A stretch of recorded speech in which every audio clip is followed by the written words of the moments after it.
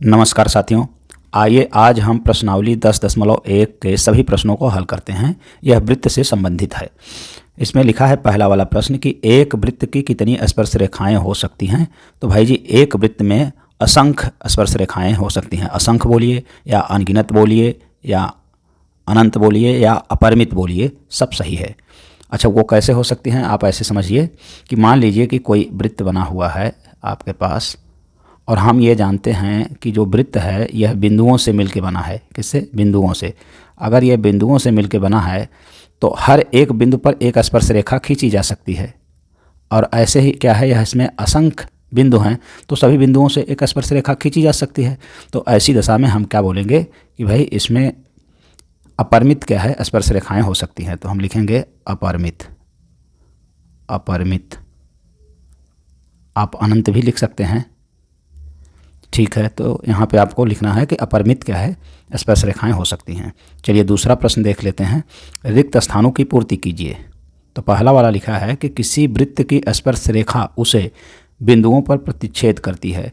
तो जो वृत्त की स्पर्श रेखा होती है वृत्त के सिर्फ एक बिंदु को ही स्पर्श करती है।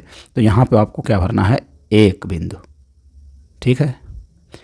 तो किसी वृत्त की स्पर्श रेखा उसे एक बिंदु पर प्रतिच्छेद करती है। दूसरा वाला प्रश्न है, वृत्त को दो बिंदुओं पर प्रतिच्छेद करने वाली रेखा को कहते हैं।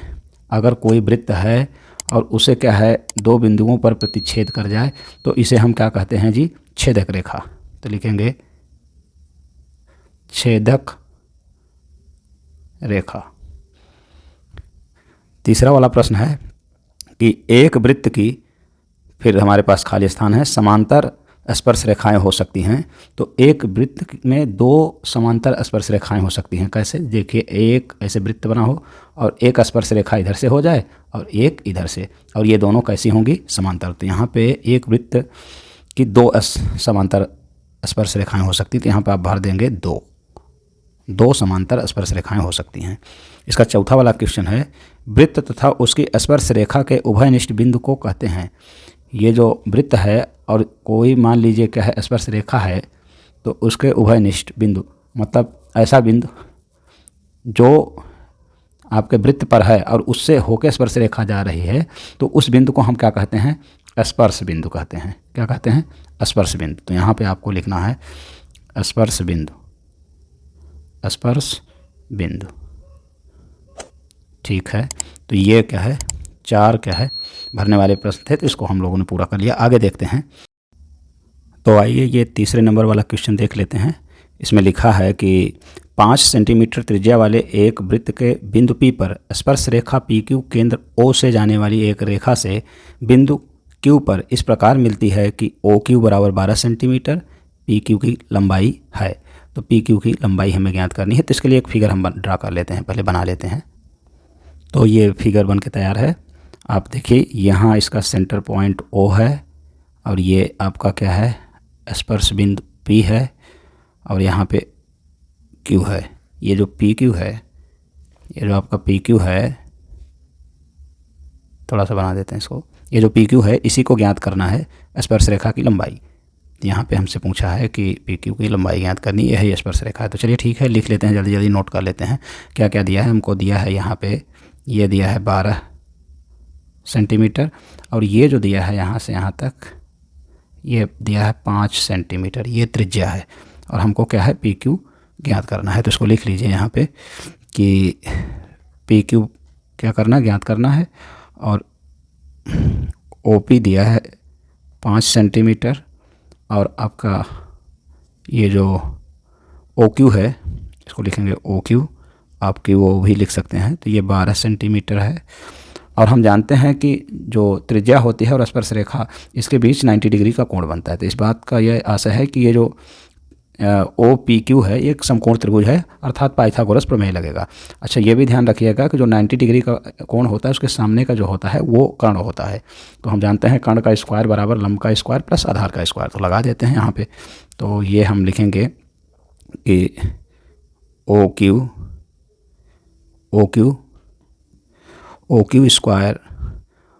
स्क्वायर बराबर हो जाएगा OP square plus PQ P Q square, और हमको पी क्यू ज्ञात करना ही है। तो हम यहाँ पे वैल्यू रख देते हैं, इनकी वैल्यू ये रख देंगे, ये 12 का स्क्वायर हो जाएगा। यहाँ पे है देखिए ओ क्यू बराबर क्या है 12 सेंटीमीटर। दिस इक्वल टू आप ओ पी की वैल्यू रख दीजिए यहाँ से, तो ये है 5 का स्क्वायर प्लस क्या है पी क्यू स्क्वायर, यही हमको ज्ञात भी करना है।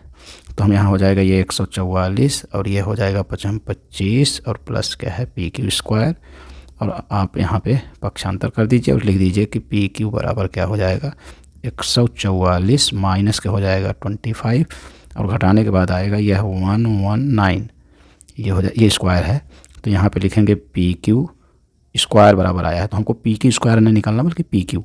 तो हम यहाँ पे दोनों पक्षों का वर्गमूल ले लेंगे, तो पी क्यू बराबर क्या हो जाएगा √119, और ये जो भी होगा सेंटीमीटर में होगा। आशा करते हैं आप इसे समझ पाए होंगे। ठीक है, देख लीजिए यहाँ पे कौन सा सही है।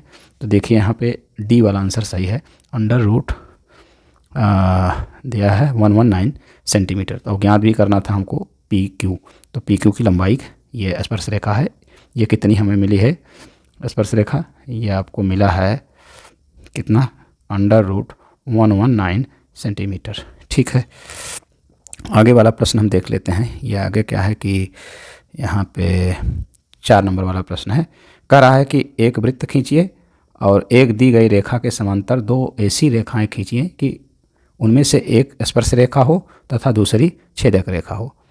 अच्छा, दी गई रेखा के समांतर खींचना है, तो चलिए इसको भी खींच देते हैं, बड़ा आसान है। पहले एक वृत्त बना लेते हैं हम आपके लिए, ये देखिए यहाँ पे बनाते हैं वृत्त। तो चलिए ये है आपका, मान लीजिए एक हमने वृत्त बनाया, ठीक है, और एक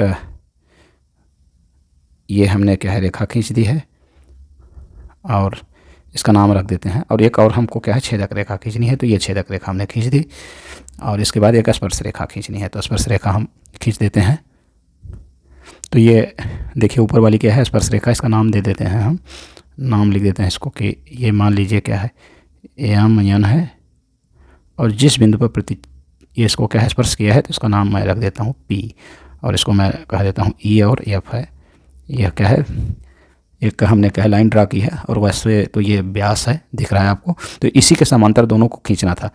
तो ये एक छेदक रेखा है, इसका नाम रख दिया जाए कि X और Y। ये जो XY है एक छेदक रेखा है और EF के समांतर है, और EF के समांतर MN भी है, और यह स्पर्श रेखा है, और दोनों आपस में समांतर हैं। बस यही खींचना था। ये आपका 4 नंबर वाला प्रश्न था।